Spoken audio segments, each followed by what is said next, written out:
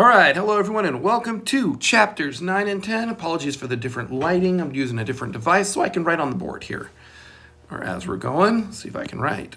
Look at that, here we go. Okay, so we're going over, so chapter 9 is all about fast break offense.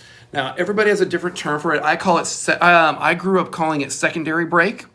And then like primary break, secondary break. I now just call it transition in general. And so I have my teams run something from one side, make the basket, and then they have to run to the other side and transition into it. So the power of the fast break. I have seen so much as 40% of teams' points come off of fast break. So that's why it's an effective place to work on. So you can utilize the game for tempo. I definitely use it to beat pressure defense. If a team's going to press me, the faster I can get the ball out, it's going to be able to get there. It also counters zone defense because you push the ball up before they can get the zone set. So, I mean, if you can get steals and rebounds and get a prime chance, I would call prime as something close to the basket, high percentage shot. So our textbook, Mr. Wooten talks about emphasizing finding the open player, having good spacing to have just avoid turnovers in general. Definitely working on that in practice this week with my team. So buy-in is really effective for fast break. So if you understand the importance of finding the open man rather than trying to split two defenders, that value is going to be effective. Oh, man, I remember watching, this is going to date me a little bit. I remember watching Magic Johnson show up in, I think it was 96, and he played for 2 months or something like that. But his 2 months that he came back was so his son could see him, or his kids could see him play. And just the fact that he was such a good passer, it was just contagious. So if your team starts to buy in on find the open man, make great passes, it becomes a culture. And then the impact of that unselfish play goes a really long ways.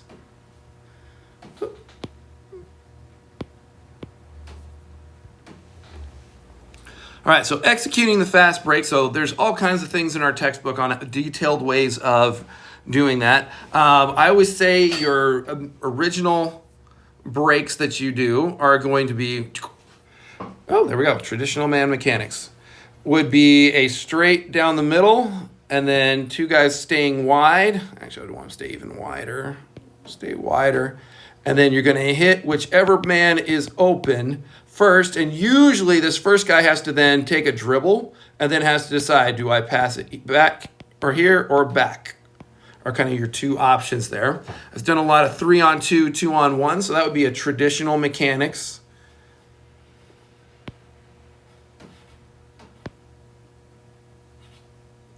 Is running down the floor, staying wide, middle person dribbles. Hopefully you're getting a 3-on-2, 2-on-1, and you'll see two defenders either this way or they might be stacked one on top of the other, depending on how you do it. That's traditionally how you would run a 3-on-2 drill. So maximizing your chances for opportunities to score. Okay, so I do have some videos in here. So there's all kinds of descriptions. So when a team scores, oh man, I work so hard at my teams on getting the ball out fast. Now, I knew a guy, his name was Chuck. And Chuck was like 5'1". He was kind of a stocky but quick guy. So when a team made a basket, I would get the ball out of bounds as fast as I could. And Chuck would sweep by here and try to get the ball out as quick as we could. And I would make sure, we call it the Chucky sweep. And so you pass it there, or pass it in, and then he starts running up the floor looking for hopefully a pass straight down or straight to the middle are the first two places he would look. And if he doesn't find it, he would probably dribble to the middle and then keep on going. Great things to do, making a quick transition from defense to offense as quick as you can. The other thing I noticed with my teams is when somebody scores against them, my younger teams, especially like my JV, they will turn and look at each other like, you were supposed to do this. No, you were supposed to do this. And while they're arguing, the other team's setting up a press or setting up their defense on the other end. If we can get the ball out quick, it refocuses them to be ready to go hard, quick, right away. So break down specific situations against pressure defenses. Oh man, having that out as quick as you can makes such a difference to me. Strategies against pressure. So an effective press break. I've seen so many different ones. Probably the one I've seen the most often is a kind of two-person one. And then usually there's two more out here and then one person out of bounds. These two like cross somehow and sprint, cross and sprint.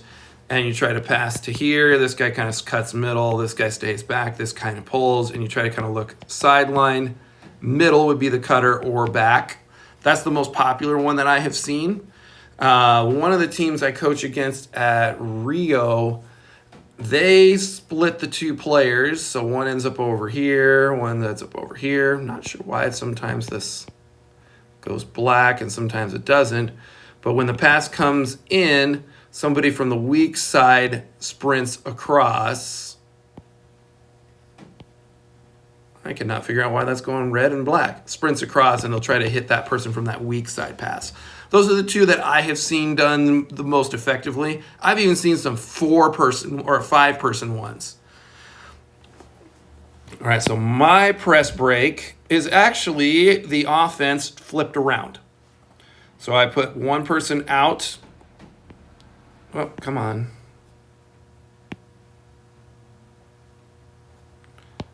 I don't know why this is going. So I'll put 1, 2, 3, 4. Now, something I do differently than most teams. Most teams want to cuff and corner you. This is where they want to get you. I don't want to go to these corners. So I try to go the opposite. Why is it doing this? I have them sweep one way, and then have the second guy sweep the other way. And I try to catch it, preferably in this middle highway section here. So when I catch here, come on, this guy will then cut middle. This guy will have a choice of which direction he wants to pass it. And my two other guys here, which depending on what direction it goes, like if this guy catches it going this way, this guy's going to pull up. This guy's going to go middle. And the thing you're looking for is when you get it to the wing, not in the corner, I'm looking for look down the sideline. Middle is going to be the cutter, and then back is somebody that gets back behind the line of the ball.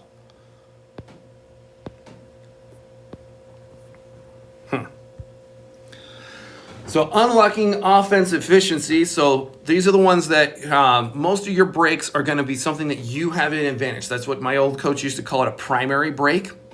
So that's when you have an advantage, either a 1-on-1 or a 2-on-1 or a 3-on-1 or a 3-on-2. When you have the advantage,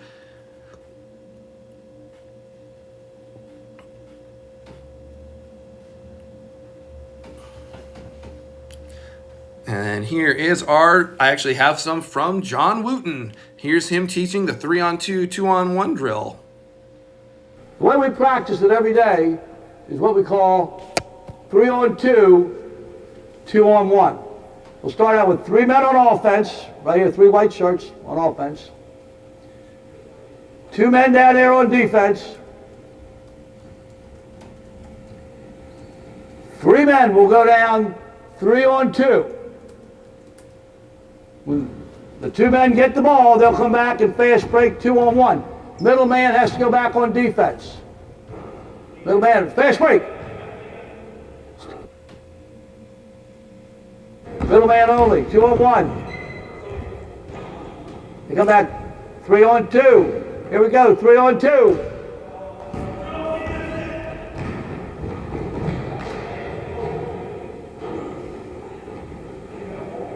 Two-on-one. The worst thing in the basketball is happening.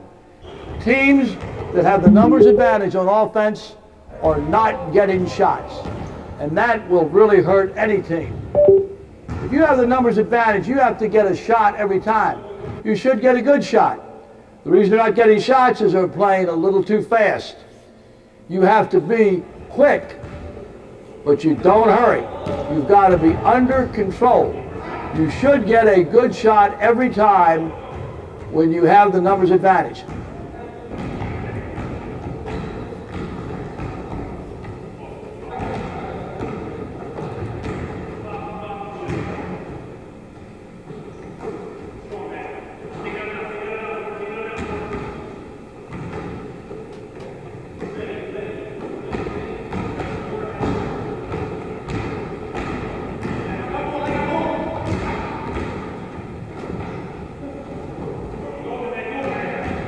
Give it up. Give it up. Give it up.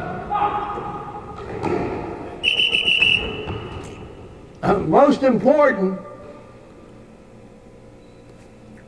to pass rather than dribble anytime there's a man in front of you that's open. So every day this drill will get better. It will get better as you point out in a positive way the things that are going wrong. So 2-on-1, 3-on-2. Very important that you always stop at the foul line if you're the man in the middle. Because if you don't, you could charge or you could get 3 seconds in the lane call. Watch Vince come down, make the pass, but end up charging. Dominic take charge right through his chest as Vince keeps on going. Always this happens. So you must stop at the foul line. Let's watch those same 3 stop at the foul line. Here they go. They stop at the foul line, so there is no charge.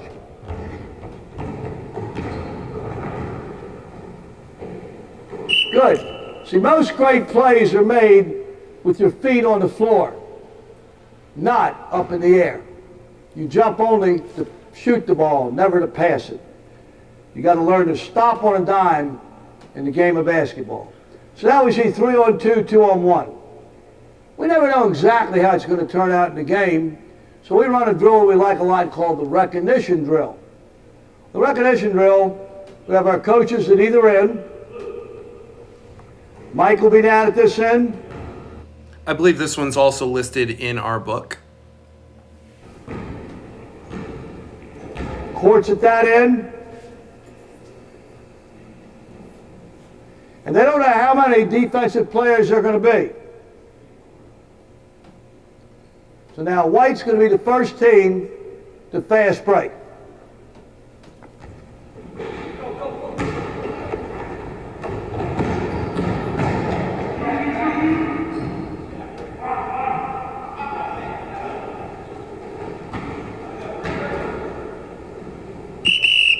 Now, there was a great example of looking inside, feeding the post, rebounding the offense, and then they were able to get a good score after 2 good opportunities. Another on the recognition drill.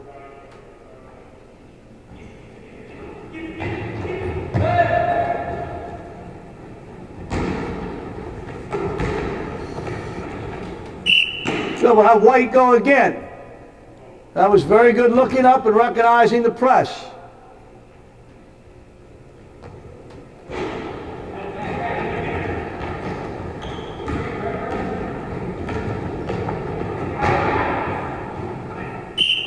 And you get great offense because we have what is essential to any offense, which is good floor spacing. All right, so that's a couple of things there. So as he was saying, all those players, all those things in there. So a 2-on-1, the dribbler must control this pace. So that was the second part when they were coming back. They act decisively to make a good read. That's actually 2-on-1 is one of the only times my coaches would actually let me use a behind-the-back pass. When it comes to the 3-on-2, the middle person is the crucial person. As I said, stopping on a dime before you make the decision. Jumping to pass never works. I was actually talking to my players about that this morning. And then I like how he had his 5-on-3 situation, 4-on-2 situations. There's some other good ones for that. Let's see. Oh, this is actually going to give it to me. 1, 2, 3. Maybe it's where it is on the thing. I've actually done one where your defense is here. And you like pass it to this person and everyone runs. Whoever gets the ball, their player has to touch the end line. And then you're playing 4-on-5 very quickly while somebody's rebound or someone's trailing behind. I saw the basketball team last year running this one. Worked pretty good. I've stolen it and used it a couple of times. So secondary break is what is initiated after that 3-on-2 advantage is done. Now, I've not done a ton of this anymore. I just have them start the offense. Basically, when it doesn't work, kick it to the corner, start your offense, or kick it to the side, start your offense. Just whatever next best action works. But generally speaking, what my coach did in my homeschool days, which we won some pretty we did pretty well in those days, is if you could not get the 2-on-1, you then got the ball to the corner. So you may dribble to the corner or you may pass to the corner. In this case, let's just say there's somebody out ahead of you and they tried to cut to the basket and it didn't happen. So this guy runs to the corner. So he dribbles over, passes to the corner. This guy would cut through, and then whoever is filling would come back and fill and fill. He'd make the pass up. And I think the plan was actually this guy curled back out and then you kind of a down screen for a corner three.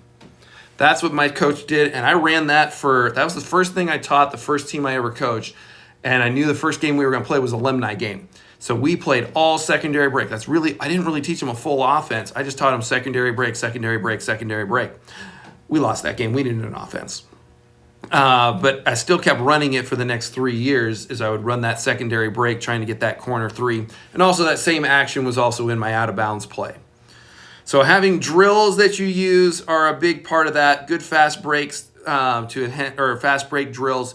And I like using them as a part of my games approach where I'm going to have a secondary break we're going to practice, or we're going to practice some sort of advantage. I don't run a ton of 3-on-2 or 2-on-1 kind of drills anymore. It's just because I don't have time. And so I just teach them to run the offense when it gets thwarted. And a lot of times that's going to be going the other direction here.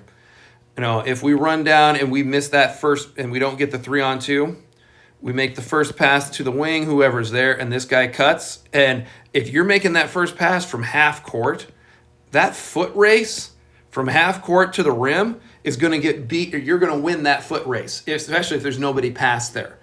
So I just say pass cut to start your secondary break, or I just say to start transition, if you can't get to the rim, pass, cut, and start the offense. And then other players will fill in as they come behind into those positions. And after you make your cut, you fill out to the corner or you fill out to your stripes position if they're playing zone. It just depends on what you do. And I practice this in my practices. All right, so another one that a lot of people run, this is very traditional, is the 3-man weave.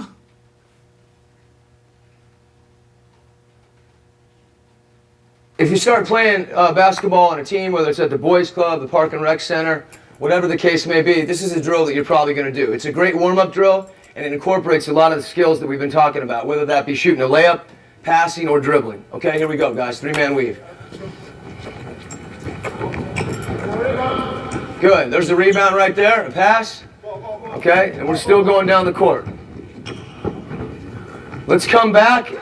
Let's come back and let's dribble. Okay, good. As we're coming right now, take it to the hole, KP. Put it on the floor. So there are some good things about that drill. I don't run it anymore because when in basketball, is it good to run behind the person you pass to?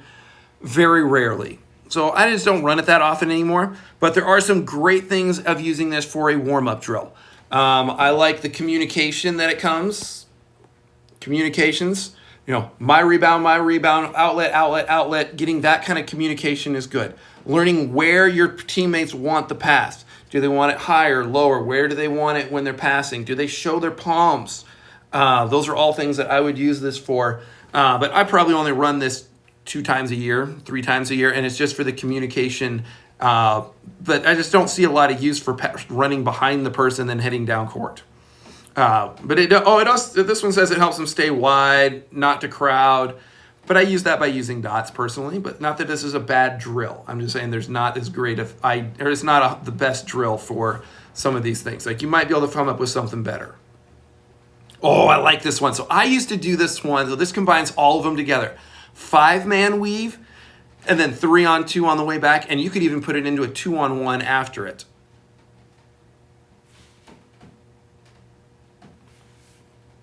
So I don't think there's any sound on this one. So 5-man weave. And then 3-on-2. And then you could even go into 2-on-1 after that.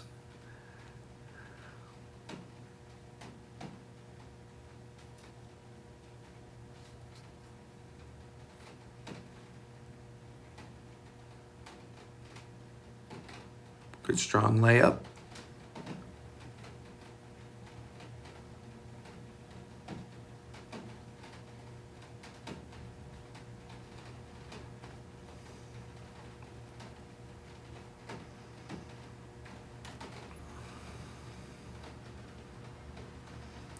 just want to point out a couple other things. I don't know if I can draw on it, but you notice there are X's on the court.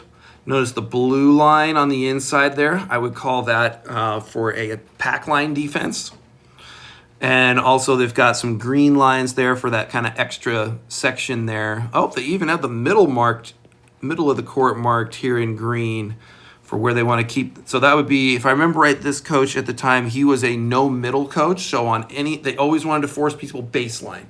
And so he would be stop him from going to the middle at all costs, and that would be the markings that you would use for that. Just interesting how the Division I level has floor markings on the floor, similar to what we were doing in practices for our class. All right, so this is a full court drill. I think I have a video of this next, and this would be a great conditioning drill as well as making layups. Like if they miss this layup, I'd be very angry. So it would start on a rebound. You're going to pass to your partner. You're going to run. The other person's going to dribble. Notice the markings here is straight lines are run, dotted lines are passes, squiggly lines are dribbling. So that's generally how most coaches do it. And then as he sprints in, make the pass, make the layup, and then he would get the rebound again, and then outlet, outlet, outlet, and they'd swap to each person. Oh, I guess I don't. So something you can add to this. So after you get that one, now you want to make the pass out, dribble down to here, make the pass, and then he's going to V-cut to come out. And maybe this guy would even take a dribble and then pitch to here and get the jumper on the elbow there. So this is a way to get your players thinking about off-ball movement as well as good decision-making here. Making good shot selections as well. So this is like if this guy gets blocked or can't make it to the lane or can't make a layup on it. Let's see if we got him explaining it here. We're now going to try to work towards the fast break, which is called bingo. And when anyone ever used to ask me what was our primary man-to-man offense, I would say fast break. Primary zone offense, fast break. Primary pressure offense, fast break. The thing you see a lot in basketball today, which is hard to understand, a team will come down and score. The other team will not even know who's going to inbound the ball. They will let the team set up their pressure defense, and they've got to work like mad just to get the ball over half court and try and play 5-on-5. In basketball today, if every possession you're going to play 5-on-5, your chances of success are not very good. You've got to get a numbers advantage, and that's by building a fast break. So let's look at some of the drills which will help you to build a very effective fast break. Here's Coach Joe Wooten with his O'Connell team again. Okay, what we're going to do now is we're going to go with what we call two-man drills. We really feel like we're a strong fast break team, and there's a couple things that we think teams try to do to counter that fast break. So we're going to practice some things that teams might do to counter the fast break. So I'm going to first get Dave Eismeyer out here. Dave, hustle on out. Okay, and let me have Kendall on the sideline right there. If I could get everybody else in a line behind them, anyone with a ball is on the baseline, anyone without a ball is over behind Kendall. Let's go, hustle up. Maybe get rid of some of those balls, guys. Okay, maybe get rid of some of those balls. Half and half. Okay, what we're going to do is this. The first thing we're going to do is Dave's going to throw himself a pass. He is going to rebound it, and think about how we rebound the basketball. We're going to take the ball and go through the pass. Coach Wilson is going to be right here. We have found that a lot of times the opposing team will jump the rebounder. So Coach Wilson's going to do that. He's going to foul the man. So what we want to do, Dave, is we want to catch and we want to square up. Okay, so we're going to square up hard, and he's going to foul you. You may be able to take a hard power dribble and outlet the ball. Kendall's job is to get his butt to the sideline so he can see the entire court. So number one with our fast break is we have to work on the outlet. I know that seems basic, but if you can't do that, you can't fast break. I'm a huge believer the most important thing in the fast break is the trigger. If you can't trigger your fast break, you're not going to be successful. So it's very important to trigger. So this is going to go after a rebound. So Dave's going to do that. As Dave does that, Kendall's going to receive the pass. Dave, 1 second. Kendall's going to dribble full speed up the court. He's going to jump stop at the elbow on the foul line. Dave's going to trail the break, catch it, protect with the offhand, and finish the layup. We try to have the players, when they sprint, as Kendall goes through, to touch what we call the cross.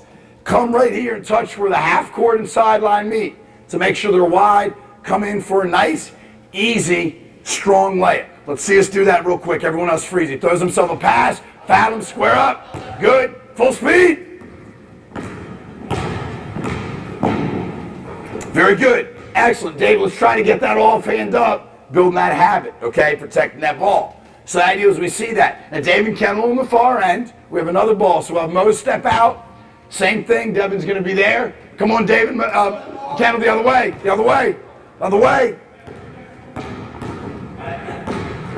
Good. Outlet it. Good, good. Full speed. Switch it up every time. Good job. Good finish. We're now going to try. So that would be the whole thing there. So man-to-man offense is what we're going to work on for chapter, I think, 10.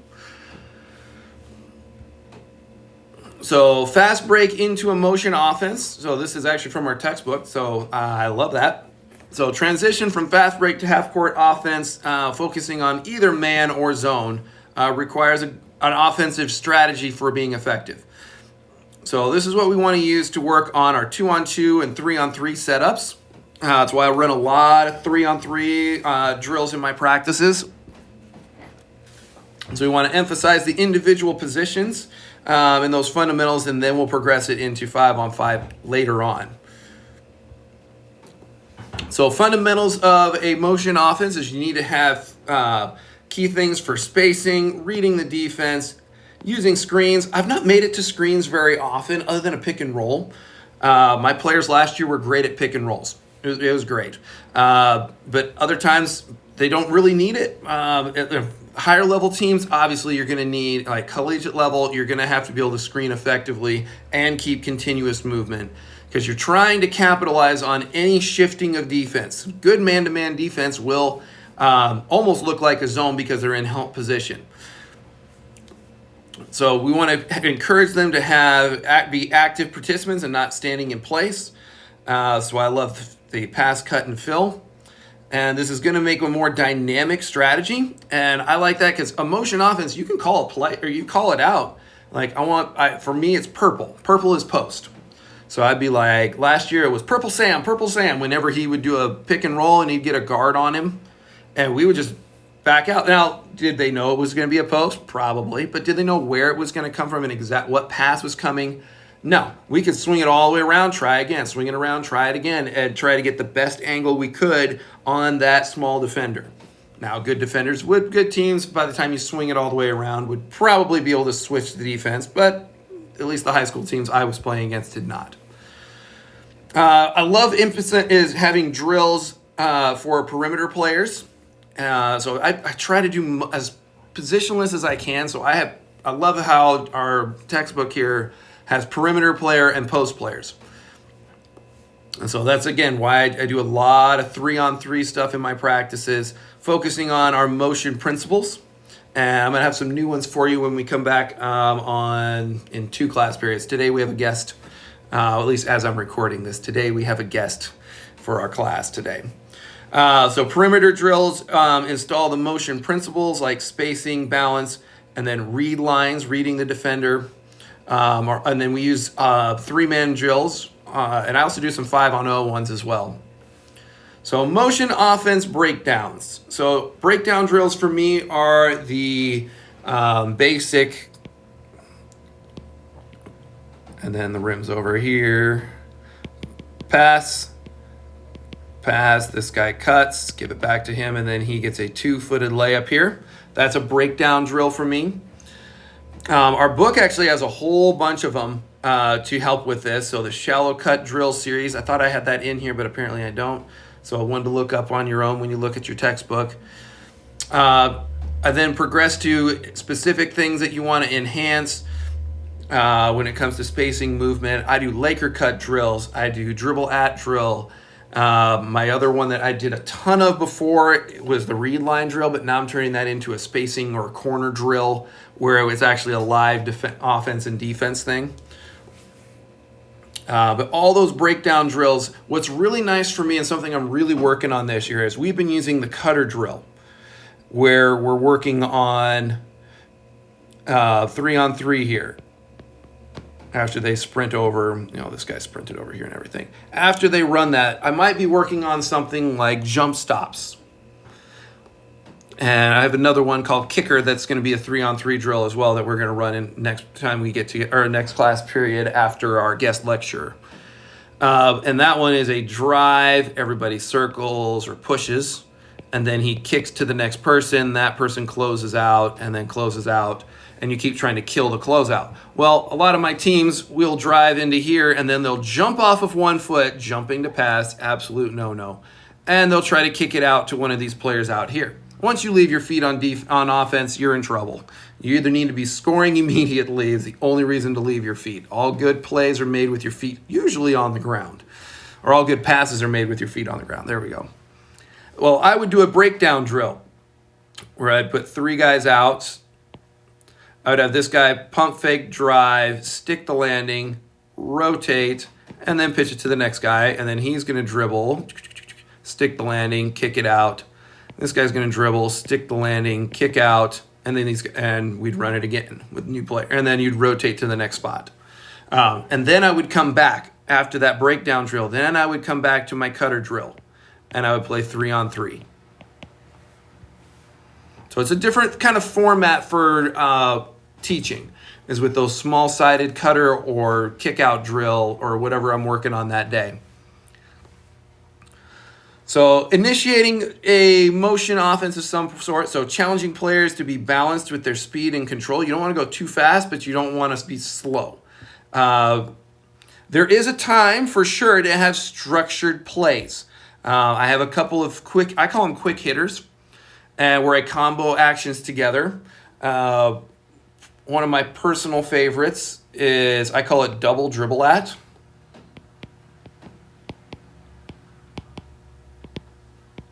That's terrible defense, by the way. But I'll have this guy dribble at, and as this guy's filling, this defender tends to fall asleep. And so if he turns around and dribbles at again, now we have probably a curling the puppy dog moment, or maybe this guy's being ultra aggressive and we're going to have a read line cut. And that's a way I will call that out as a double dribble at. Zone, I have a couple of them. I have dribble up and dribble down that I use. I was actually just putting dribble down into my offense today. That's what I did this morning. So we have dribble down, sends this guy through. These 2 guys set what I call a pin screen on the high and low. This would be against zone.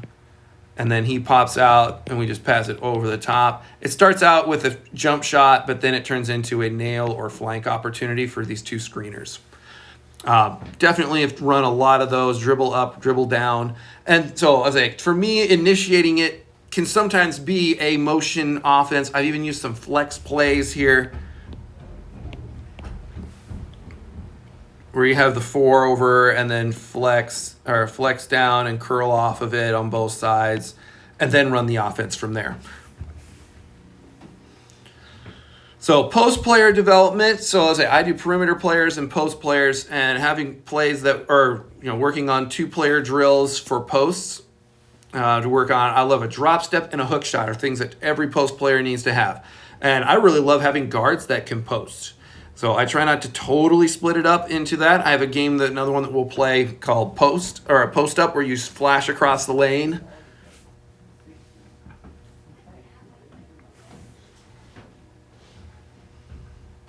So 5-man motion offense. We've done quite a bit of that here.